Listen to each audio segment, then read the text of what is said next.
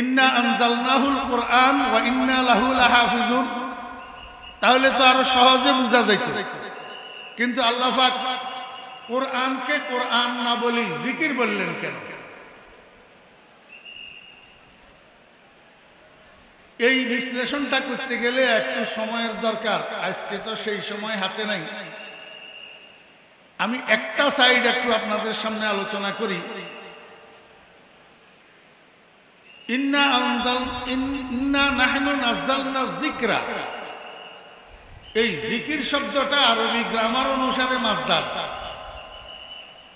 আরবি গ্রামার অনুসারে মাসদার। যিকরুন যাকারা ইয়াযকুরু নাসারা ইয়ানসুরু মাসদার, অর্থ হইল স্মরণ করা।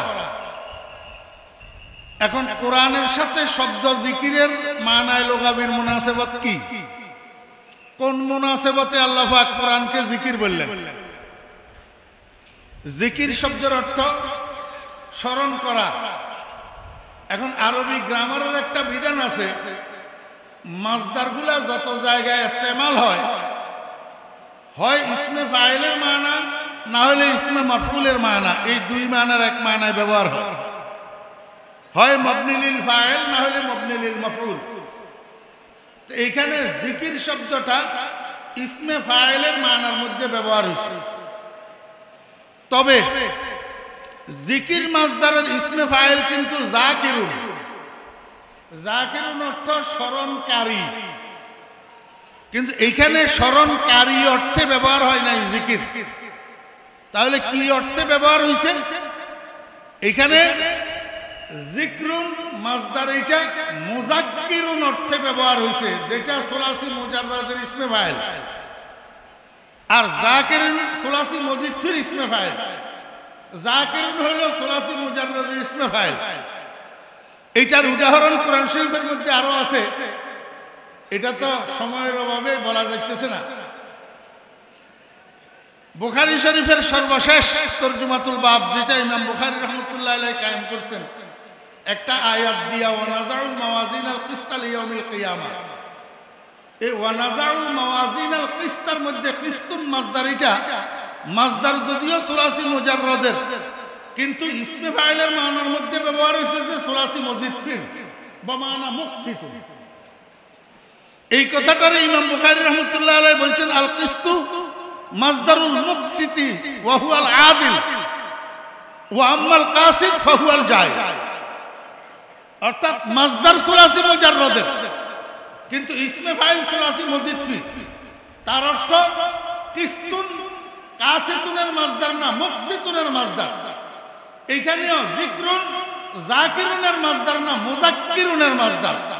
মুযাক্কিরুন বমানা স্মরণ যে করিয়ে দে, যে স্মরণ করাইয়া দে তাকে মুযাক্কির বলে।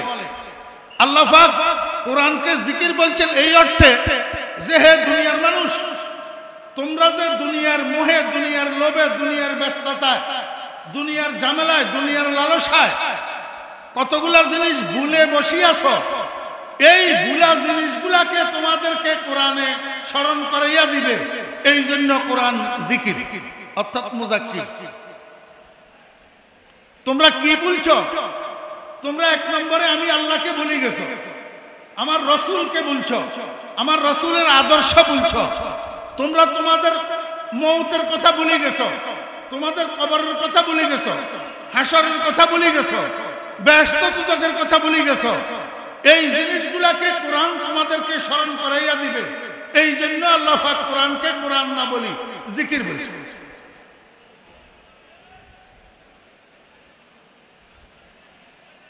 আরেকটা কথা ছিল মজার কথা, কিন্তু আজকে এটা সময়ের অভাবে বলা যাবে না।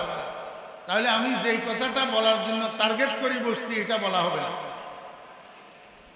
আচ্ছা, আমাকে একটু বুঝে থাকলে বলুন, কোরআন আল্লাহ নাজিল করছে, এই কথাটা আমাদের জানা কথা না অজানা কথা? জানা কথা না? কোরআন শরীফ কালামুল্লাহ না? তো কালামুল্লাহ আল্লাহ নাজিল করছে না? তা আল্লাহ পাক এই জানা কথাটা আমাদেরকে আবার জানায় কেন? আসল কথা হলো এই কথাটা আল্লাহ পাকের উদ্দেশ্য না। উদ্দেশ্য হলো সামনের কথাটা, ওয়া ইন্না লাহু লাহাফিজুন। অর্থাৎ আল্লাহ পাক জানাইতে চায় যে আমি আসমান থেকে কোরআন ছাড়া আরো বড় বড় 3টা কিতাব নাজিল করছি, তাওরাত, জবুর, ইনজিল। ঠিক তেমনি ভাবে কোরআনও আমি নাজিল করছি। তবে আগের আসমানি কিতাবগুলোর সাথে কোরআনের সাথে হিসাব কিতাব সমান না, একটু বেশ কম আছে। বেশ কমটা কি? ওয়া ইন্না লাহু লাহাফিজুন। আগে আমি যে 3টা কিতাব নাজিল করছি, তাওরাত, জবুর, ইনজিল, এই কিতাবগুলোকে নাজিল করি, এই কিতাবগুলোকে হেফাজতের দায়িত্ব, রক্ষণাবেক্ষণের দায়িত্ব আমার নিজের হাতে রাখি নাই। আমি যাদের জন্য নাজিল করছি তাদের উপর ছাড়ি দিয়েছিলাম। কিন্তু দুঃখের বিষয়, যাদের জন্য কিতাবগুলা নাজিল করছিলাম তারা এই কিতাবগুলাকে সুরক্ষিত রাখে নাই। তাদের সুযোগ মতো, তাদের সুবিধা মতো, তাদের স্বার্থ মতো এই আসমানি কিতাবগুলোর মধ্যে তারা হেরফের করে ফেলছে, রদবদল করে ফেলছে। আসমানি কিতাবগুলোরে তারা বিকৃত করে ফেলছে। কোথাও একটা শব্দ ফেলে দিছে, কোথাও একটা শব্দ সংযোজন করছে, কোথাও একটা বাক্য ফেলে দিছে, কোথাও একটা বাক্য সংযোজন করছে, কোথাও একটা বাক্যের বাস্তব অর্থ যেটা সেটাকে বিকৃত করি আরেকটা অর্থ জনগণের সামনে পেশ করছে, ওই বিধানের মধ্যে পরিবর্তন হওয়ার জন্য। আল্লাহ পাক বলেন আমার কোরআনের বেলায় যেন এমনটা না ঘটে, এই জন্য কোরআন নাজিল করার পরে আমি এটার সুরক্ষার দায়িত্ব যাদের উপরে নাজিল করছি তাদের উপরে ছাড়ি নাই। এটার সুরক্ষার দায়িত্ব আমি আমার নিজের হাতে রাখি। অতএব কারণে কিয়ামত পর্যন্ত এই কোরআনকে আমি হেফাজত করব। কিয়ামত পর্যন্ত কোন কুলাঙ্গারের বাচ্চা কোরআন শরীফের একটা জের জবরের মধ্যে, একটা শব্দের মধ্যে, একটা শব্দের অর্থের মধ্যে কোন রকমের বিকৃতি সাধন করতে পারবে না, কারণ হেফাজত আমার। কথা বুঝছেন নি? এইবার আমাদের বুঝার বিষয় হলো, অত্যন্ত সংক্ষেপ যেহেতু সময় কম, এইবার আমাদের বুঝার বিষয় হলো এই যে দীর্ঘ সময়কাল কোরআন নাজিল হওয়ার থেকে শুরু করিয়া কিয়ামত পর্যন্ত কোরআন যে আল্লাহ হেফাজত করতে আছে, কিভাবে হেফাজত করতেছে। আমরা স্বাধীন বাংলাদেশের নাগরিক। এই স্বাধীন সার্বভৌম রাষ্ট্রটার হেফাজতের জন্য সাংবিধানিকভাবে 5টা বাহিনী আছে। কয়টা বাহিনী? 5টা বাহিনী। আকাশপথে কোন বহিরাগত দুষ্কৃতিকারী দেশে যেন অনুপ্রবেশ করতে না পারে, দেশের উপরে আক্রমণ করতে না পারে, দেশের ক্ষতি সাধন করতে না পারে, এইটাকে চেক দেওয়ার জন্য একটা বাহিনী আছে। এই বাহিনীটার নাম বিমান বাহিনী। পানির রাস্তা দিয়া, নৌপথে কোন বহিরাগত যেন দেশে অনুপ্রবেশ করিয়া দেশের ক্ষতি সাধন করতে না পারে, এটার জন্য একটা বাহিনী আছে। এই বাহিনীর নাম নৌবাহিনী।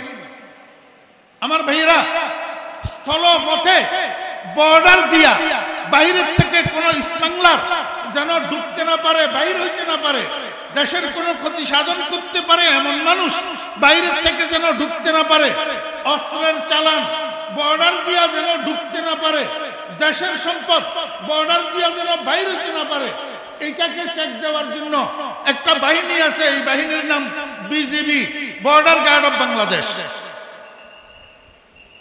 আমার ভাইয়েরা, দেশের অভ্যন্তরে যে সমস্ত অপরাধগুলা, ক্রাইমগুলা হওয়ার সম্ভাবনা আছে, চুরি, ডাকাতি, হাইজ্যাক, রাজধানী, লুটতরাজ, খুন, ধর্ষণ ইত্যাদি ইত্যাদি ক্রাইমগুলা যেন হইতে না পারে, এগুলাকে চেক দেওয়ার জন্য একটা বাহিনী আছে। এই বাহিনীর নাম হলো পুলিশ বাহিনী। কয়টা বাহিনী হইল বলেন না? দূরের তো শোনা যাবে না, আপনারা সামনে দিয়ে যারা আছেন। কয়টা বাহিনী হলো? আরেকটা বাহিনী আছে। এই 4 বাহিনীর উপরে সারা বছর উনাদের কোনো কাম নাই। সরকারে ডাবল ডাবল বাজেট করে উনাদেরকে বেড়াকে লালন পালন করে। তবে কোন সময় কোন প্রতিবেশী রাষ্ট্র যদি দেশের উপরে আক্রমণ করে, দেশ দখল করার জন্য দেশের সাথে যুদ্ধ লাগাইতে চায়, এই 4 বাহিনীর উপরে দেশকে রক্ষা করার জন্য আরেকটা বাহিনী আছে। সেই বাহিনীটার নাম কি বলেন তো? সেনাবাহিনী। তাহলে কয়টা বাহিনী হলো? 5টা বাহিনী। আল্লাহু আকবার। রব্বুল আলামিন বলেন, বান্দা আমার কোরআনকে কিয়ামত পর্যন্ত হেফাজত করার জন্য আমি 5টা বাহিনী বানাইছি। কয়টা বাহিনী? 5টা বাহিনী। দেশের বাহিনীগুলো আর আল্লাহ পাকের বাহিনীগুলোর মধ্যে বেশ কম আছে। বেশ কম কি? এই যে বাহিনীগুলোর আমি নাম নিলাম, এই বাহিনীর সদস্যরা যদি রিটায়ার করে অথবা মরে যায় অথবা চাকরিচ্যুত হয়, তখন সরকার বিজ্ঞপ্তি দিয়া নির্দিষ্ট একটা বাহিনীকে আবার লোক নিয়োগ করে। একসাথে 500, 1000, 5000, 10,000 লোক কি করে? নিয়োগ দেয়। কিন্তু আল্লাহ পাক রব্বুল আলামিন বলেন, আমি যেই 5টা বাহিনী বানাইছি, এই 5টা বাহিনীর মধ্যে সদস্য কমে না, যে তা না, কমে। তবে একসাথে বিজ্ঞপ্তি দিয়া নিয়োগ দেওয়া লাগে না। আমি এমন অটো সিস্টেম করে রাখছি, একদিকে কমবে আরেকদিকে বাড়বে, গ্যাপ ফিল আপ হয়ে যাবে। কয়টা বাহিনী? 1 নম্বর বাহিনী, আমার ভাইরা মুস্তাহাব, দুনিয়াতে কোনো কুলাঙ্গারের বাচ্চা কোরআন শরীফের শব্দের মধ্যে যদি বিকৃতি আনতে চায়, শব্দের মধ্যে যদি পরিবর্তন করতে চায়, কোনো আয়াতের থেকে একটা শব্দ যদি বাদ দিয়া দিতে চায় অথবা একটা শব্দ যদি সংশোধন করতে চায়, এটার হেফাজতের জন্য আল্লাহ একটা বাহিনী বানাইছেন। এই বাহিনীর নাম জুমরাতুল হুফাজ। জুমরাতুল হুফাজ, এটার নাম হলো হাফেজ বাহিনী। এটার নাম কি ভাই? হাফেজ বাহিনী। দুনিয়াতে আমরা আমাদের দেশের হাফেজ সাহেব করে হিসাব করলে হবে না। এমন হাফেজ, যেই হাফেজদের সিনার মধ্যে সার্বক্ষণিক 30 পারা কোরআন সুরক্ষিত। যেই কোনো মুহূর্তে এই 30 পারা থেকে যেই কোনো জায়গায় একটা আয়াত যদি আপনি বলেন, তা হাফেজ সাহেব সামনের দিকে অনর্গল পড়তে পারবে। এইরকম হাফেজ পৃথিবীতে আছে না নাই? আমার ভাইয়েরা মুস্তাহাব, উদাহরণস্বরূপ চাপস যদি সারা দুনিয়ার কোরআন শরীফগুলাকে এক জায়গায় একত্রিত করিয়া যদি আগুন লাগাইয়া দেওয়া হয়, গোটা দুনিয়ার কোরআন শরীফগুলাকে পুড়ে ফেলা হয়, তারপরেও আল্লাহর রহমতে আল্লাহর দুনিয়াতে এমন এমন হাফেজ আছে, পরের দিন কম্পিউটারের সামনে বসি কম্পোজ করি, প্রেসে যাইয়া ছাপাইয়া বহু কোরআন শরীফ একটা নোক্তার পরিবর্তন ছাড়া, একটা জের জবরের পরিবর্তন ছাড়া আবার পৃথিবীর মানুষের সামনে এই কোরআন শরীফ উপস্থাপন করতে পারবে। কোন রকমের রদবদল করার সুযোগ নাই। বুঝে থাকলে বলুন, কোরআনে কারীমের শব্দের হেফাজত যেই বাহিনীর দ্বারা আল্লাহ পাক করে, এই বাহিনীর নাম কি? হাফেজ বাহিনী। আমার ভাইয়েরা মুস্তাহাব, 2 নম্বর, কোরআনে কারীমের বিশুদ্ধ তেলাওয়াতের হেফাজত। আপনারা দেখবেন বাংলাদেশের মধ্যে এমন এমন কোরআন তেলাওয়াতকারী আছে, যাদের কোরআন তেলাওয়াতের দ্বারা নামাজ ভাঙি যায়। নামাজ ভাঙি যায়। বিশেষ করে এই গ্রামে গ্রামে বেদাতি মৌলবী কতগুলো আছে পাঞ্জাগানার ইমামতি করে, এগুলার একটারও কোরআনে কারীমের তেলাওয়াত সহি নাই। কোরআনে কারীমের তেলাওয়াত সহি নাই। আমার ভাইয়েরা, বেদাত অন্ধকার, কোরআনে কারীম আলো। এই জন্য বেদাতের বুকের থেকে আল্লাহ পাক কোরআনে কারীমের বিশুদ্ধতার নিয়ামত উঠাই আনে। এই জন্য এদের কোরআন শরীফের তেলাওয়াত কি নাই? শুদ্ধ নাই। যেখানে টানের দরকার নাই সেখানে টানে, আর যেখানে টান নাই সেখানে তিনালির টান। এটা হলো বেদাতি মৌলবীদের কোরআন তেলাওয়াত। আজকে আমার কাছে সময় নাই, না হলে একটা উদাহরণ দিয়ে আপনাদেরকে বুঝাইতে। এই কোরআনে কারীমকে অশুদ্ধ পড়া, এটার হেফাজত করেন আল্লাহ পাক একটা বাহিনীর দ্বারা। সেই বাহিনীর নাম জুমরাতুল কুররা, কারি সাহেব বাহিনী। কি বাহিনী? কারি সাহেব বাহিনী। নানু পুরবাইদিয়াতে কেরাত বিভাগ আছে না নাই? হেফজ বিভাগ আছে না নাই? তাহলে এই 2 বাহিনীর সদস্য ওবাইদিয়াতে উৎপাদন হয় কি হয় না? আমার ভাইয়েরা মুস্তাহাব, আরেকটা জিনিস হলো কোরআন শরীফের অর্থ, কোরআন শরীফের মানা, কোরআন শরীফের তর্জুমা, কোরআন শরীফের ব্যাখ্যা, কোরআন শরীফের বিশ্লেষণ। এই জিনিসটা যেন অশুদ্ধ কেউ করতে না পারে, অশুদ্ধ অনুবাদ যেন করতে না পারে, অশুদ্ধ ব্যাখ্যা যেন দিতে না পারে, অশুদ্ধ তাফসীর যেন করতে না পারে, এইটার হেফাজতের জন্য আল্লাহ পাক একটা বাহিনী বানাইছেন। এই বাহিনীর নাম জুমরাতুল উলামা, আলেম বাহিনী। কি বাহিনী? আলেম বাহিনী। যেই কোন যুগে যুগে কালে কালে কোন কুলাঙ্গারের বাচ্চা কোরআনে কারীমের তাফসীর, কোরআনে কারীমের ব্যাখ্যা, কোরআনে কারীমের অনুবাদ ওই গোপাল গুঞ্জিয়ার মতো যদি নিজের থেকে বানাইয়া করে দিতে চায়, হক্কানি উলামায়ে কেরাম সাথে সাথে সেখানে ঝাঁপাইয়া পড়ে সেটাকে রক্ষা করার জন্য। আমার ভাইয়েরা দোস্ত আহবাব, এই বাহিনীর নাম জুমরাতুল উলামা, আলেম বাহিনী। কয় বাহিনী হলো? ওবাইদিয়াতে আলেম বানানোর শাখা আছে না নাই? কিতাব শাখা যেটা, এখান থেকে আলেম বাহির হয় না, হয় না? আল্লাহর রহমতে এই আজকে আপনাদের আশেপাশে যাদেরকে দেখতেছেন এদের অধিকাংশ ওবাইদিয়ার প্রোডাক্ট। আমাদের বর্তমান পীর সাহেব হুজুর দামাত বারকাতুহু ওবাইদিয়ার প্রোডাক্ট। নানুপুরের বর্তমান শাইখুল হাদিস সাহেব বর্তমান বাংলাদেশের হাতে গোনা কয়েকজন গুটি কয়েক অন্যতম শাইখুল হাদিসের এক শাইখুল হাদিস আমার পীর সাহেব হুজুর রহমাতুল্লাহ আলাইহির নিয়ামত। আমার পীর সাহেব হুজুরের পরিবারের উজ্জ্বল নক্ষত্র শাইখুল হাদিস আল্লামা কুতুবউদ্দিন দামাত বারকাতুহু। আমি এক বছর মাহফিলে বলছিলাম, এখন থেকে 10 বছর পরে দেখিও কুতুবউদ্দিন কুতুবউদ্দিন না, কুতুবউদ্দিন অন্য কিছু। এখন দেখতেছেন আপনারা আল্লাহর রহমতে আগের কুতুবউদ্দিন সেই কুতুবউদ্দিন না, এখন কুতুবউদ্দিন নানুপুরের শাইখুল হাদিস না, শুধু বাংলাদেশের অন্যতম শাইখুল হাদিস। আমি অদব, আমার তো 63 বছর বয়স চলতেছে, কয়দিন বাসি ঠিক নাই। আমি আজকে আবার ভবিষ্যৎবাণী করে গেলাম, আজকে থেকে 10 বছর 15 বছর পরে আপনারা দেখবেন আজকের কুতুবউদ্দিন থাকবে না, আজকের কুতুবউদ্দিন বাংলাদেশের আকাশের এক উজ্জ্বল নক্ষত্রে পরিণত হবে ইনশাআল্লাহ। হাদিসের জগতে, রুহানি জগতে, সব জগতে। এটা আমার পীর সাহেব হুজুর রহমাতুল্লাহ আলাইহির হক্কানিয়তের দলিল, হক্কানিয়তের দলিল। মুরব্বিদের আওলাদ এরকম হয় কম। জুমরাতুল উলামা, জুমরাতুল। আমার ভাইরা দোস্ত আহবাব, কোরআন শরীফের মধ্যে 6666 আয়াত আছে। এর মধ্যে 500 আয়াত হলো বিধিবিধানের আয়াত, আয়াতুল আহকাম, আয়াতুল আহকাম। 500 আয়াতের মধ্যে আল্লাহ পাক একটা মানুষ জীবন কিভাবে পরিচালনা করবে, নামাজ কিভাবে পড়বে, রোজা কিভাবে রাখবে, হজ কিভাবে করবে, যাকাত কিভাবে দিবে, ব্যবসা কিভাবে করবে, পরিবার কিভাবে চালাবে, সন্তানদেরকে কিভাবে পরিচালনা করবে, ব্যবসা বাণিজ্য কিভাবে করবে, এই সমস্ত বিধিবিধান আল্লাহ পাক কোরআন শরীফের 500 আয়াতের মধ্যে দিয়েছেন। এগুলার উপরে আমল কইরা এই বিধিবিধানের আমলগুলাকে বাস্তবায়ন করার লক্ষ্যে কেউ যেন ভুল আমল করতে না পারে, শিরককে মুস্তাহাব বলতে না পারে, বেদাতকে সুন্নাত বলতে না পারে, এটার জন্য সঠিক কোরআনের বিধিবিধানের উপরে আমল করার জন্য একটা বাহিনী আল্লাহ পাক তৈরি করেছেন।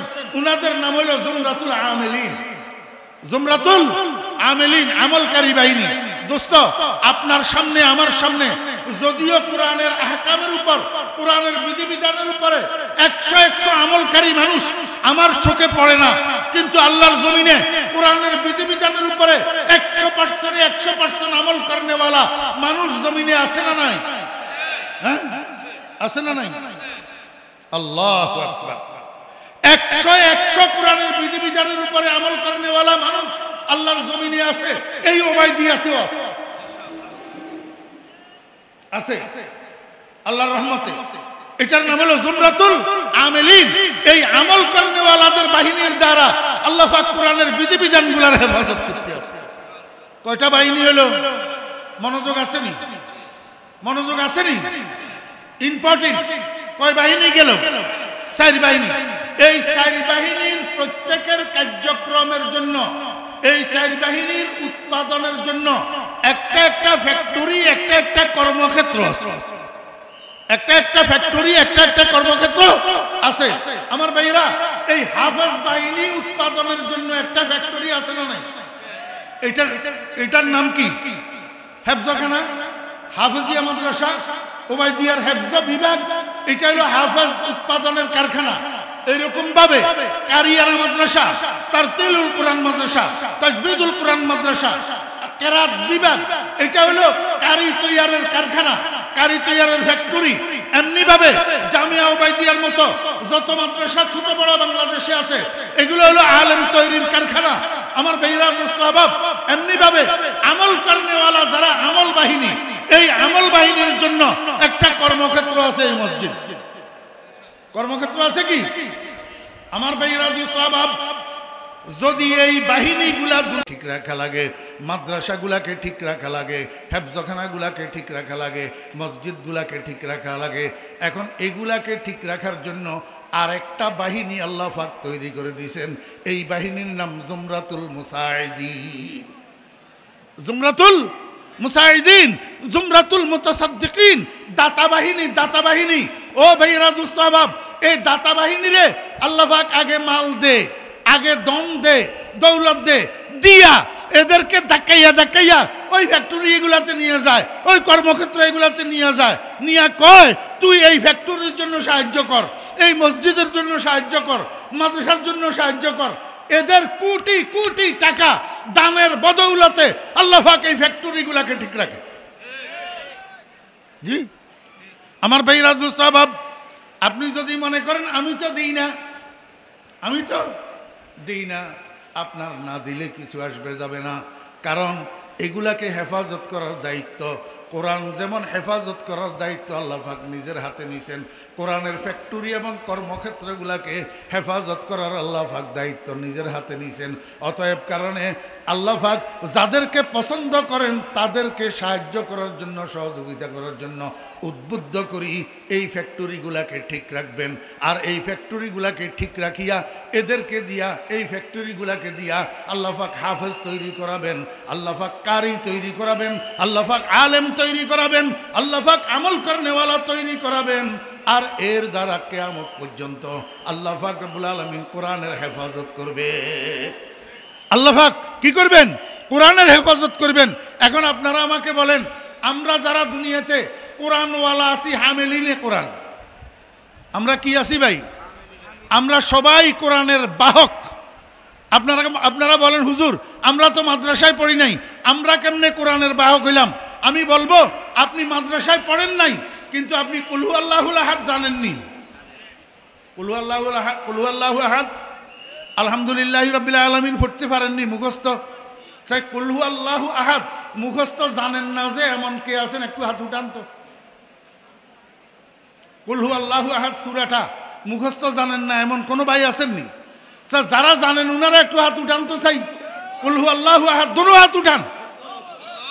কুল হু আল্লাহু আহাদ সবাই জানেন? হাত নামান। এইখানে রাস্তা, ওই কালু মুন্সিরহাটের থেকে যে রাস্তা নাজিরহাট গেছে, রাস্তার উপরে একটা হিন্দু ভাই দাঁড়ানো আছে, হরেশচন্দ্র দেবনাথ। এই হরেশচন্দ্র দেবনাথের একটু যাইয়া বলেন তো, বলে ভাই একটু কুল হু আল্লাহ সূরাটা পড়েই শোনা, কুল হু আল্লাহ সূরাটা একটু পড়েই শোনা। হরেশচন্দ্র আপনাকে কুল হু আল্লাহ সূরা পড়েই শুনাইতে পারবে? হে জিজ্ঞেস করবে কুল হু আল্লাহ এটা কোন জানোয়ারের নাম? আমি তো জানি না। ঠিক না বে ঠিক? কেন? কারণটা কি? আসমা বারে আমানত না তাওয়া নস্ত কশিদ, आसमा बारे अमानत न तवा नस्त कशीद कुराए फाल बना में मन दीवाना जदन। আমার বেরা দোস্ত আহবাব, আল্লাহ পাক ফেরেশতাদেরকে দিয়ে আসমানের লটারি দিছে, লটারি। কোরআন শরীফ কার ভাগে যাবে, কার ভাগে যাবে না, এই লটারির মধ্যে আপনার নামও উঠছে। আপনি যদিও মাদ্রাসায় পড়েন নাই, 30 পারার হাফেজ হইতে পারেন নাই, কিন্তু কুল হু আল্লাহর হাফেজ হইছেন, আলম তারার হাফেজ হইছেন, লিলাফের হাফেজ হইছেন, ইন্না আতাইনার হাফেজ হইছেন, আলহামদুলিল্লাহি রাব্বিল আলামিনের হাফেজ হইছেন। আপনি কেমনে হাফেজ হলেন কুল হু আল্লাহর? কেমনে হাফেজ হলেন আলহামদুলিল্লাহর? ওই লটারিতে কোরআন আপনার ভাগে পড়ছে, কোরআনের ভাগে আপনার লটারিতে নাম উঠছে, এই জন্য আপনি কুল হু আল্লাহর হাফেজ হইছেন। হরেশচন্দ্রের হোলা কেন কুল হু আল্লাহর হাফেজ হইতে পারল না? বুঝেন না হিসাব? তাহলে মাদ্রাসায় পড়েন নাই, কিন্তু কোরআনের ধারক, কোরআনের বাহক আপনিও হইলেন কিনা? মাদ্রাসায় পড়ে নাই এমন সমস্ত মুসলমানও কোরআনের বাহক, ওই কুল হু আল্লাহর বাহক, আলম তারার বাহক, আলহামদুলিল্লাহর বাহক। আমার ভাইরা দোস্ত আহবাব, এখন আপনারা আমাকে একটু বলবেন কয় বাহিনী? কথা কয় না, কয় বাহিনী? আপনি কোন বাহিনীর সদস্য হইলেন? কোন বাহিনীর সদস্য? আপনাকে এই 5 বাহিনীর কোনো এক বাহিনীর সদস্য হতেই হবে। কোরআন রক্ষা করার কাজে আপনাকে অংশগ্রহণ করতেই হবে। অতএব 5 বাহিনীর সদস্য যদি হন, আপনি 1 নম্বর, আপনি কি হাফেজ? তাহলে হাফেজ বাহিনীর সদস্য হইতে পারলেন না। আপনি কি কারি? তাহলে কারি বাহিনীর সদস্য আপনি হইতে পারলেন না। আপনি কি আলেম? তাহলে আলেম বাহিনীর সদস্য আপনি হইতে পারলেন না। আপনি কি পরিপূর্ণ 100 কোরআন মোতাবেক আমল করেন? বলেন না। আমি তো পারি না। আমি 100 কোরআন মতো আমল করতে পারি না, আপনিও পারেন না। তাহলে আপনি 4র্থ বাহিনীর সদস্য হইতে পারেন না, কিন্তু 5ম বাহিনীর সদস্য হওয়ার আপনার সুযোগ আছে। আপনার সাধ্য মোতাবেক আপনি জামিয়া ওবাইদিয়ার ফান্ডে যদি 10টা টাকা সদকা করেন, 10টা টাকা মুসাআদা করেন, তাহলে ওই জুমরাতুল মুসাইদিন, জুমরাতুল মুতাসাদ্দিকিন, ওই সহযোগী বাহিনীর সদস্য হিসাবে আল্লাহ পাকের লিস্টের মধ্যে আপনার নামটা উঠবে। কোরআন রক্ষাকারী বাহিনী, কোরআন রক্ষাকারী বাহিনী। আপনারা মনে মনে কইতেছেন, হুজুরে মনে হয় কালেকশনে না করব লাগে। হ্যাঁ, আমি তো মাগরিবের পরে বয়ান করতাম। এই বছর আমার একটু ঝামেলার কারণে আসতে পারবো না বলে দিছি আগে। এই জন্য আসলে তো আসি গেছি, কিন্তু বলছিলাম আসতে পারবো না, এই জন্য শিডিউলটা নষ্ট হয়েছে। এখন মাগরিবের কাজ এটা, মাগরিবের পরের কাজ এটা দুপুরে করলে কি কবিরা গুনাহ হয়নি? জি কি কন? তাহলে একটু করতাম, আপনারা কন কর্মু একটু? জি। তো তাহলে এই কোরআন রক্ষাকারী বাহিনীর সদস্য হওয়ার জন্য কে কে রাজি আছেন আমার একটু হাত তুলেই দেখেন। মাশাআল্লাহ। এই শুনেন, একটা হাতও কিন্তু বাকি রয় নাই। সবাই হাত উঠাইছেন, সবাই হাত উঠাইছেন। আমি হাত তোলাইছি কেন? হাত তোলাইছি কোরআন রক্ষাকারী বাহিনীর সদস্য হওয়ার জন্য। তো কোরআন রক্ষাকারী বাহিনী এখন আমরা যেই বাহিনীর সদস্য বানাইতেছি, ওই বাহিনী হইল দাতা বাহিনী। কোন বাহিনী? দাতা বাহিনী। আপনি দাতা বাহিনীর সদস্য হওয়ার জন্য হাত উঠাইছেন। এবার আমাকে একটু বলেন, আজকে এই ভরপুর মাহফিলে আল্লাহর রহমতে সারা বাংলাদেশ থেকে আপনারা এখানে ধনী ভাইয়েরা, শিল্পপতি ভাইয়েরা, কোটিপতি ভাইয়েরা এখানে আসছেন। বিশেষ করে চট্টগ্রাম শহরের শিল্পপতি কোটিপতি ভাইয়েরা আছেন। আমাকে একটা লোক বলবেন যে জামিয়া ওবাইদিয়ার জন্য 5 লক্ষ টাকা দিয়া আপনি কোরআন রক্ষাকারী বাহিনীর সদস্য হবেন। ইনশাআল্লাহুল আজিজ আমরা সবাই দোয়া করব, কোরআন কিয়ামতের ময়দানে আপনার জন্য সুপারিশ করি, আপনাকে জান্নাতে নিয়ে যাবে ইনশাআল্লাহ। 5 লক্ষ টাকা দিয়া কোরআন রক্ষাকারী বাহিনীর সদস্য হবেন এমন কোন ভাই আছেন গোটা বাংলাদেশের থেকে? চট্টগ্রাম শহর, নারায়ণগঞ্জ শহর, ঢাকা শহর, 3 শহরের কোন বাপের বেটা আছেন কি 5 লক্ষ টাকা দিয়া কোরআন রক্ষাকারী বাহিনীর সদস্য হিসাবে আল্লাহ পাকের দপ্তরের মধ্যে নাম লিখাবেন? কিয়ামতের ময়দানে আল্লাহ পাকের কোরআন আপনার জন্য সুপারিশকারী হবে ইনশাআল্লাহ। হ্যাঁ ভাইজান একটু এদিকে আসুন। মাজারুল ইসলাম সোহেল 5 লক্ষ টাকা। কোন জায়গা ভাই? ওনার নাম নেত্রকোনা জেলা পূর্বতলা থানা। আচ্ছা, মাজারুল ইসলাম থাকেন কোথায়? থাকি ঢাকা, মিরপুর।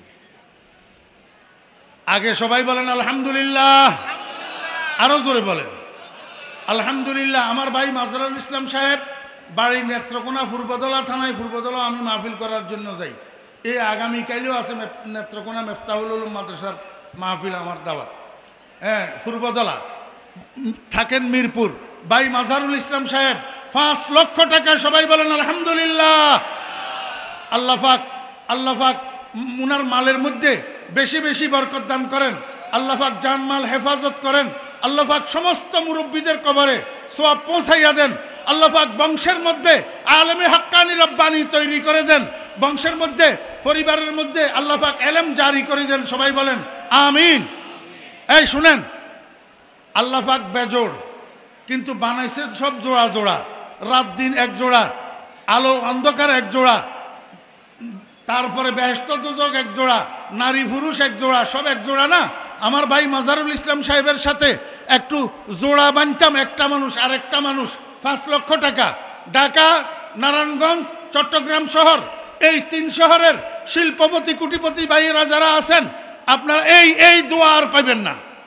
এতগুলা মানুষের দোয়া একসাথে পাওয়া যাবে না। দান সৎকা গোপনে করাও ভালো, প্রকাশ্যে করাও ভালো, প্রকাশ্যে করাও ভালো। ইনতুবদুস সাদাকাতি ফানি'মা হিয়া, কোরআন শরীফের আয়াত। প্রকাশ্যে করলে আরেকজনের কাছে আপনারটা দেখি দেওয়ার জন্য উদ্বুদ্ধ হবে, আগ্রহ আসবে, উনি দিবে যে সেটার সওয়াবও আপনি পাবেন। আরেকজন ভাই আছেন কেউ? আরেকজন 5 লক্ষ টাকা